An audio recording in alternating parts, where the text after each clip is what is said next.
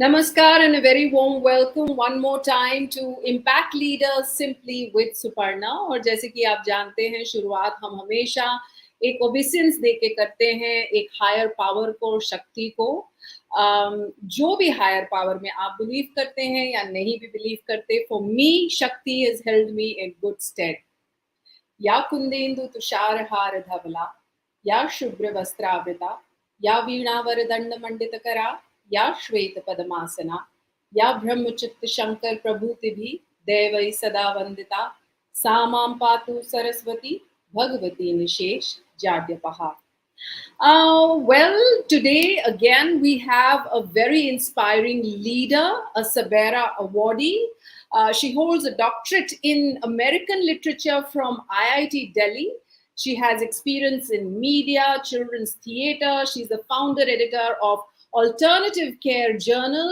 Institutionalized Children is her focus of study, founder of Liver Care Foundation, amongst children theater, the list carries on. But the reason why we are excited to have her here with us today is for her work for the welfare of underprivileged children as a founder and managing trustee of Udayan Care, a mission of making young lives shine.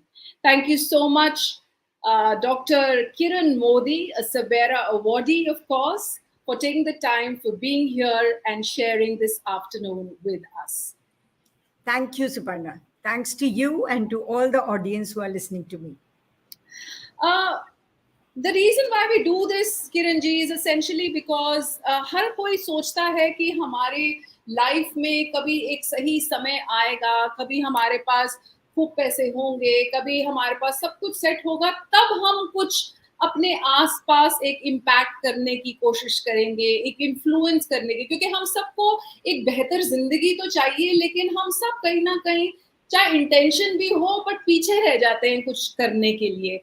And we are humanizing these faces behind these leaders who have been creating such immense impact, not only in their circle of influence, but like in your case, even internationally. तो सबसे पहले शुरुआत करते हैं आपकी पैदाइश से. आप कैसे घर में पैदा हुई? What were your family influences? क्या आपके पेरेंट्स करते थे? आपकी एजुकेशन कैसी रही? बहुत सारी चीज़ें हैं. बड़े अच्छा लग रहा है going back in memory lane. I was born and brought up in a conservative Marwadi family in Kolkata. And it was a really privileged childhood where parents really mean the world to us. And I was put in a school, but my mother was of the opinion कि बच्चों को Hindi medium में ही पढ़ना चाहिए, जो उनकी मातृभाषा है उसी में पढ़ना चाहिए. तो उन्होंने हमें इंग्लिश मीडियम स्कूल से निकाल के हिंदी मीडियम स्कूल में वापस डाला. उनका कहना ये था, मैं नहीं चाहती कि मेरी बच्ची बड़ी होकर बोले हाथी जाती है हाथी खाती है, अंग्रेजी तो आ ही जाएगी. And sure enough, I really feel very grateful to her, for thinking like that. And my parents, they really put a lot of values in us. For example, they inculcated the love of books in us. Every Monday, it was like for each one of us 10 rupees, and the bookman would come to us. Those days you didn't have to go to the shops would come to you, and then we could choose the books that we wanted. So it all started from there. I'm really very, very privileged to be born in such a family. Wow. And you'd also mentioned that आपने वैसे तो कभी बचपन में कभी ऐसा देखा नहीं, या you were never exposed to any formal development sector kind of a project, but कहीं ना कहीं एक empathy थी आपके दिल में. जब आपने वो anecdote narrate किया, and I want you to share that also, ये book से related जो है. जी. So आप कहीं भी हो, कितने भी कोई महल में भी हो, तो भी अंडर प्रिविलेज आपके चारों तरफ है. This is the reality of India, and it affects you in different ways. हमारे घर में भी कुछ हमारे सर्वेंट्स की बेटियां थीं जो घरी में थीं, तो उनको मैं पढ़ाती थी. बहुत दुख होता था कि हम इतने अच्छे स्कूल में जा पा रहे हैं, ये बच्चे नहीं जा पा रहे हैं, तो उनको मैं पढ़ाती थी. हमारी बिल्डिंग में ऊपर there were people on rent who were living upstairs and they did not have access to the kind of books we had. तो I was in class 3 and I told my father, can you please give me some space? You've already given me so many books. I want to set up a library. So I set up a library, and every week the children used to come from all over and they used to read books there. So it was such a great pleasure. And when we were growing up, there were so many wars, with Indochina, Indo-Pak. Every time the war happened, Calcutta used to be in a frenzy to do something for your country. My family was also, giving away their jewels, their money, everything.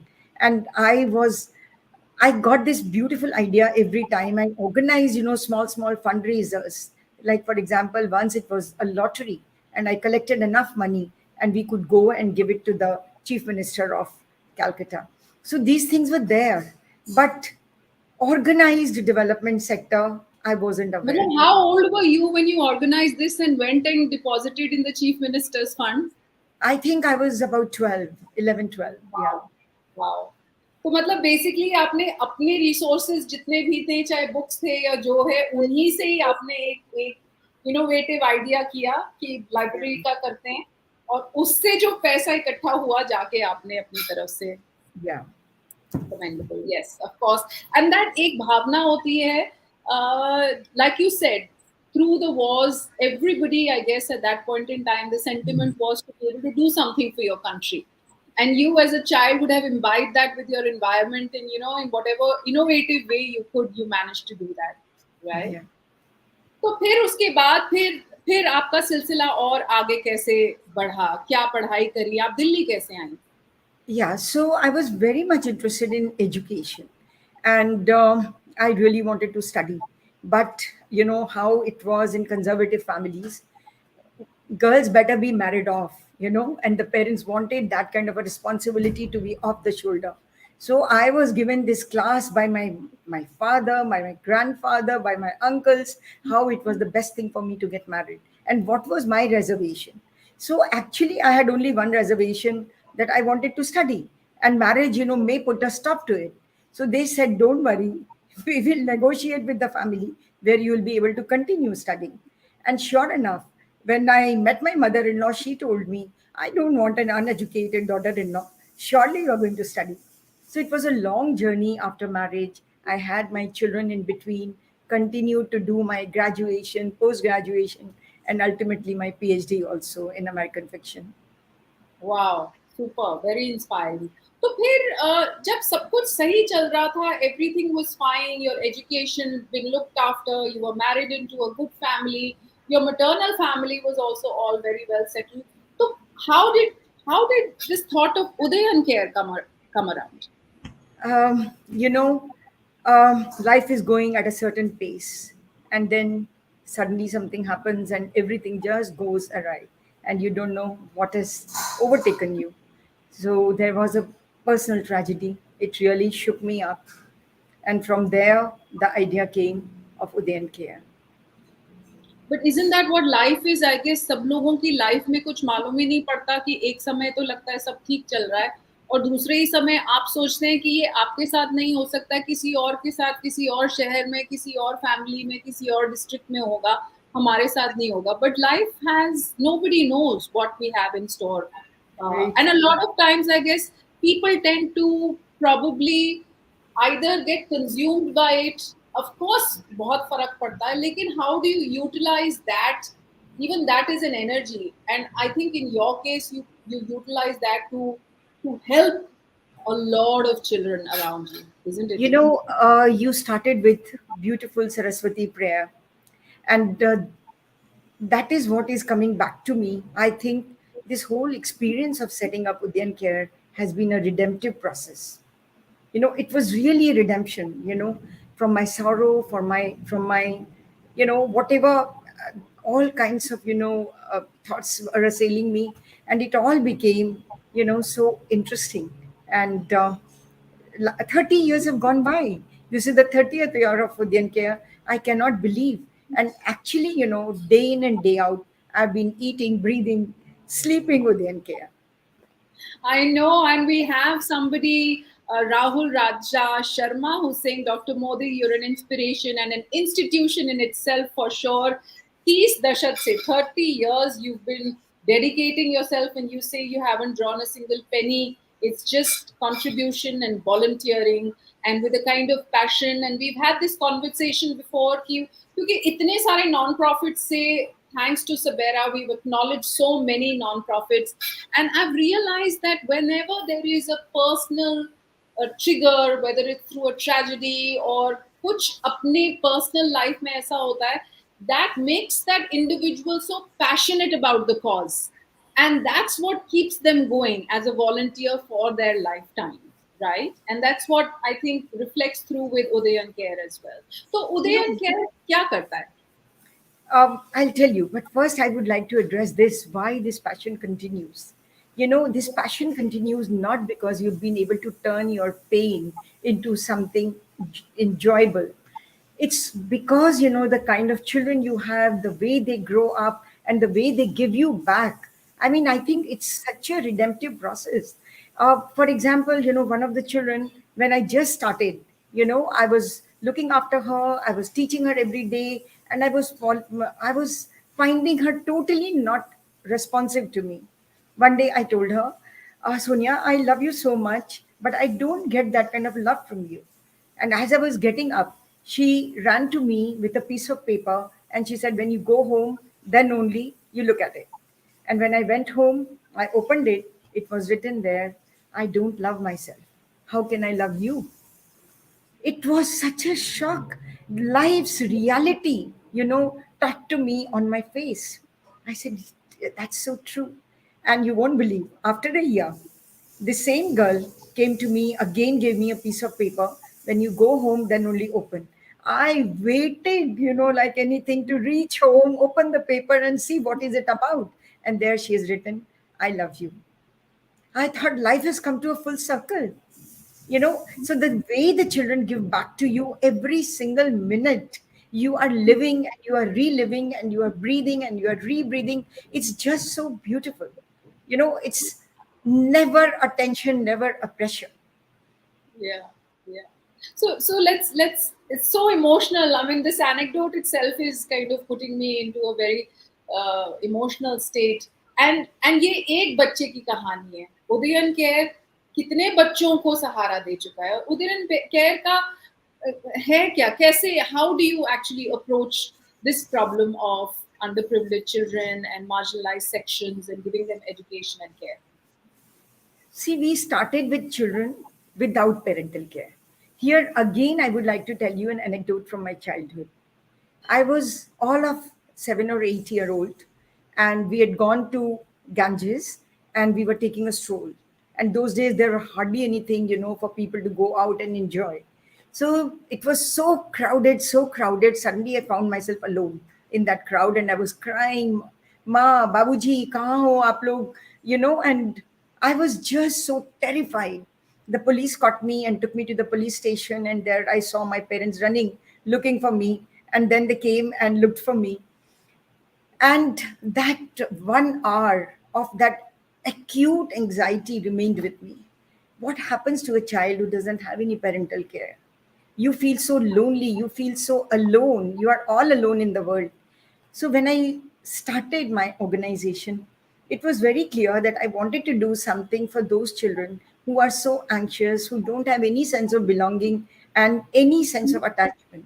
So another anecdote I would like to tell you, I had visited one of the orphanages, and there one of the children just caught hold of my clothes and said, please take me home.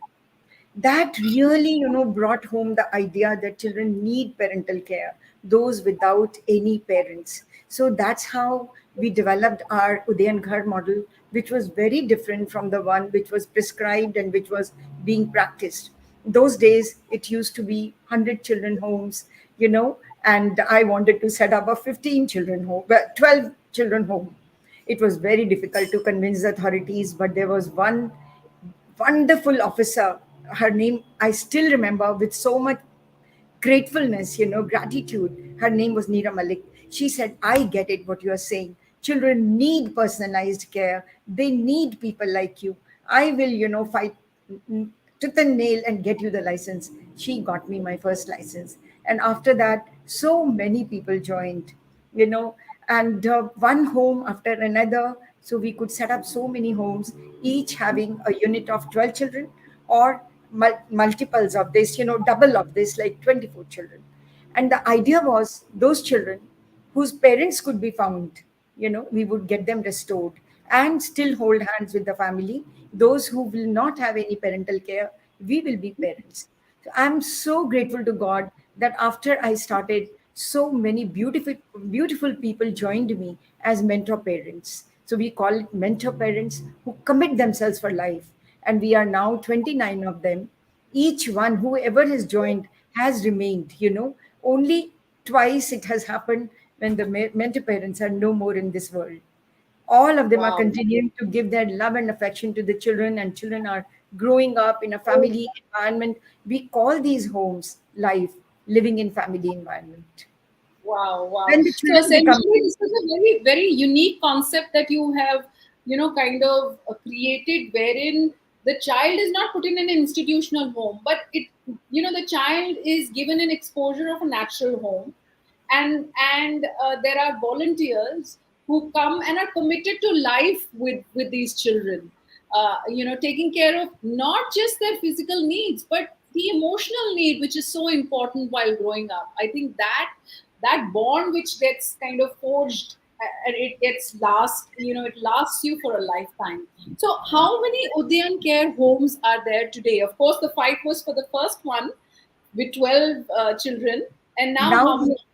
now we have got 15 children's homes, and I can see Deepak, who was here just now. He's my first employee, as well as he's also a mentor father. In his private time, he goes and mentors children. So we are so grateful. I can see some of my ex-employees are also here. I'm so grateful to you, Shafi, Rakesh, Anita. I mean, I can't tell you, I'm so happy to see all of you here. Thank you for being here and listening to me. You have listened to me all your lives. So you're still ready to listen to me. It gives me so much joy. Suparna, I'm so grateful to you for providing me this platform. When children become 18, they have to be given a separate facility. So we have right now 5 aftercare facilities where children above 18 are living. We also did a seminal research in 2018 on aftercare, on what happens to children who are growing up in institutions and then they have to fend their own way. And we found, despite wanting to help the children, many organizations are not able to beyond 18. Most of the time, at that time, functionaries were also not aware of their responsibilities towards a child turning 18. So a whole re-traumatization process we noticed in the children, that I am 18, I'll be on my own, where will I go? So from that research, I think we've really been able to go a step forward. We have also started an aftercare outreach program for youth in the community. And I'm very happy to say almost 300 youth across India are being supported Wow, in this program.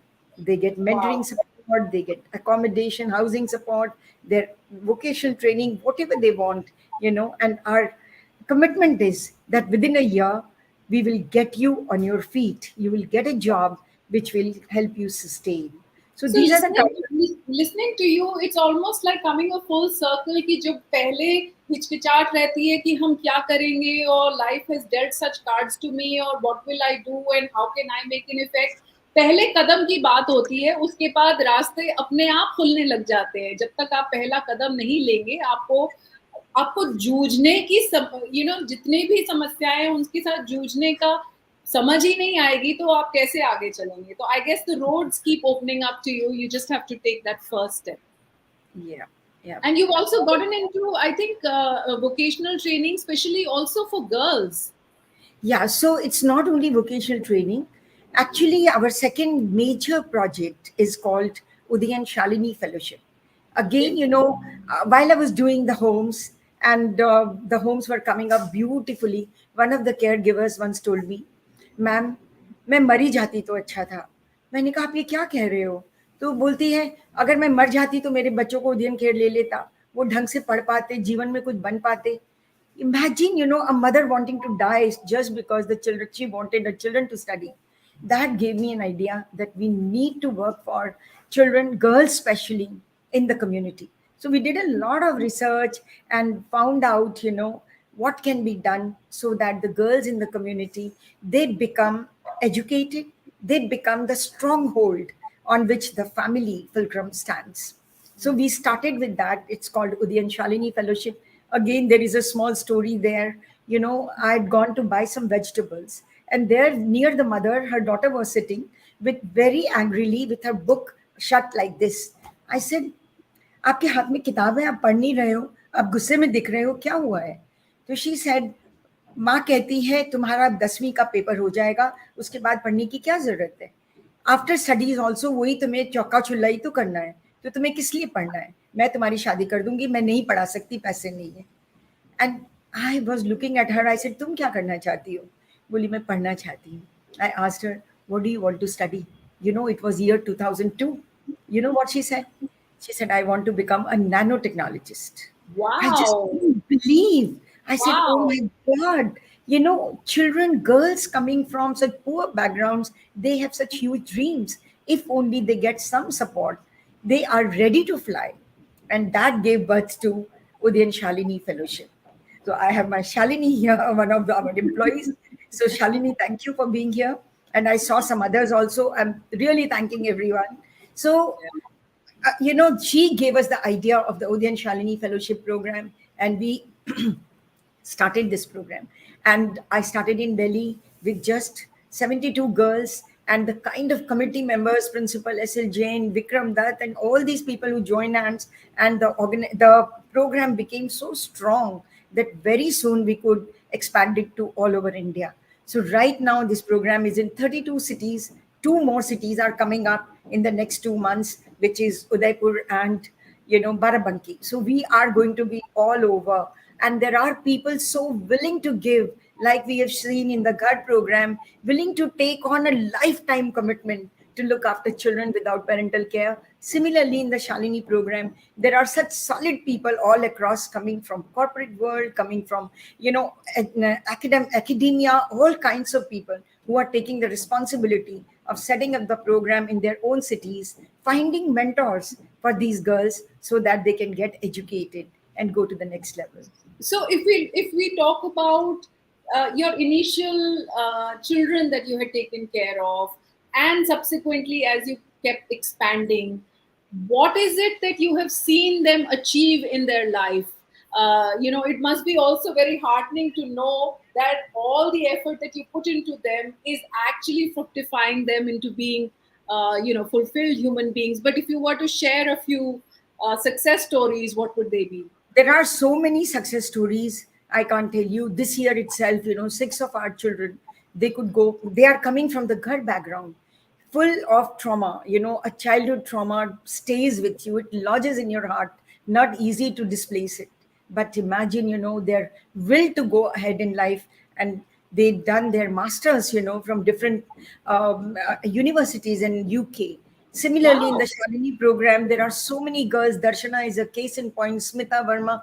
We've got, girls coming out of IISC, IIM, Cambridge. Right now, also one of the girls is studying in Cambridge, doing her PhD in physics. So sky is the world. You just have to touch them. You just have PhD to in nudge them. physics. Wow, I'm amazed. Yeah. From Yeah, so that nanotechnology to PhD in physics and universities in the UK. Wow, this is really and all commendable. they're on their own steam. We have just been facilitators, that's all. While they are graduating, we give them some bit of mentoring, workshops, exposure. After that, sky is their oyster. They just fly, and they have such dreams. Recently we did a small survey with the existing Shalinis. We have covered so far 13,000 girls. So we surveyed about 7,000 girls, and they are all in school and colleges. No one is talking about jobs. All of them are wanting to go for higher education. We want to do our masters, our PhD. I keep on telling them, go slow, finish your graduation, earn for a while, then only go for a post graduation study. It all happens because of my mentors all across India. There are more than 1,500 mentors who are mentoring these youth without, I don't even know them. Where are they coming from and how they are getting connected? Our girls just draw them in. So now you have Udayan Care. You also have the aftercare. Udayan Care is essentially for children who've been abandoned or who don't have family homes. Then there is aftercare for older children. There's also Shalini Fellowships, wherein you're taking care of the girls' educational needs while growing up, and of course, providing vocational training to So the I youth. haven't talked about the vocation training part. That again is so interesting. The first vocational training center came up in the home itself in Greater Noida. We thought we must get community people to come in so that the children become used to being with the community. They develop their social connections. Being cooped up in a children's home, they don't get that opportunity. And very soon now, these have also enlarged to more than 22 centers across India. These are all job specific courses which are being trained to the community youth. We have vocational training centers where, women oriented courses are being trained to women. Idea is they should go to the next level. They learn, they get into jobs, or they become entrepreneurs and they set up their own units and start earning and plowing money back into the family kitty. That really helps the families to stay together. So I always say Udayan is like a family umbrella where all kinds of families coming from disadvantaged backgrounds should be supported and they should be going ahead to the next level. One very interesting thing that we do and that I must talk about is that the spirit to give back. You cannot be just a taker. So this is the kind of feeling we inculcate in all our children. We keep on, telling them that you have to be gracious and you have received, please give. And more than our telling us, I find more all of them are always so giving you know and in the Shalini program there is a very structured 50 hours of giving back to the community, and our girls are really making us proud by doing a lot. you know uh, After being a practitioner for many years, I also started realizing just practice is not enough. We also need to do advocacy. We need to reach out to the governments. We need to reach out to the civil society, and wherever possible, bring some impressions into developing systemic change. So we are working with some state governments. Thanks to UNICEF, we've been able to manage to do that. We are also, doing some training programs for functionaries. We do a lot of research because I think for any organization, if they are just doing practice, it's not enough.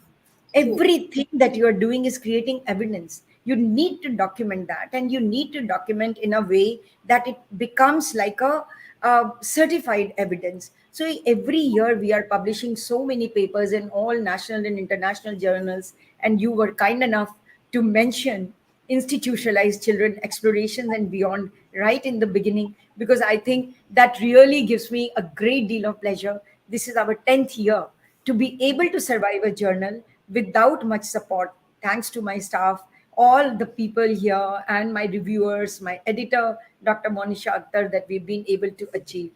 Udayan Shalini Fellowship has become 20 years. Imagine, in all these cities, all my conveners, committee members, everyone is working so hard that, they can bring about a change in society. So, Kiranji, if anybody who's listening to this now or listens to this in the future, how is it that they can align themselves? How is it that they can volunteer, contribute? What are the avenues? There are so many avenues and there are so many projects, short term, long term. Just to give you an example, one person walked into our organization. He was a Canadian doctor, and he said, my flight has gone delayed. I'll be boarding night flight. I just saw your board and I came in. I would like to contribute something. Can you please tell me something? This was, I think, 1999. I told him, can you make a very nice medical book for our children, a record book? And he did that because he was a doctor. He was coming from that kind of a background. He made such a beautiful record book, So if you have few hours, you have more hours, you can commit long term, you can commit for life. We have got all kinds of projects for all kinds of people. I am a volunteer and I believe in volunteering. So many staff members, besides giving their, paid hours, they are also giving so many of their unpaid hours. So, Yes. volunteering gets into your stream or into your bloodstream because you see whatever you're doing, what an impact it is making. And of course, funding always required. As the programs are expanding, we desperately need more and more funding. Only good thing is most of my donors who have been with us from the beginning, they still continue. And some of them are really corporate bigwigs and they are continuing. That's the beauty of it. Because I think when you see, such a change coming about, you really want to get associated. Yeah, yeah, absolutely right. Because even with SABERA, all the people who are associated with SABERA, thanks to stories, inspiring case studies like you all, I think it's more with passion that, everyone is involved with it. You've interacted with some of my team. They're all, been there for a bit. And whoever gets involved, you're right, in that spirit of being a volunteer, in that spirit of giving back, and it shows through, it comes through when we put up the final event. I'm so grateful for you to have taken the time. We are going to be mentioning the link to your website. So if people would want to contribute, volunteer, get in touch, align resources, they are free to do that. And I will also encourage people, whoever is doing good work, because just like Dr. Kiran Modi, we want to acknowledge more and more individuals of our beautiful country who are impacting within their circle of influence, and we want to acknowledge your work through the SABERA platform. So you must align with us, submit your criteria-based information, and it will be an honor for us to give you this platform to talk about your story and make it reach far and wide. Any parting notes, Dr. Kiran Modi? And then hopefully we shall meet in SABERA this year. What you have written here, SABERA catalyzes sustainable development and promotes ESG and SDG best practices. So I think you not only do that, you also bring awareness about what others are doing in the same field. So I can only thank you for giving me such a good platform. Thank you very much. Thank you so much and hope to meet again. Thank you for doing all the good work that you do. Thank you. Thank you.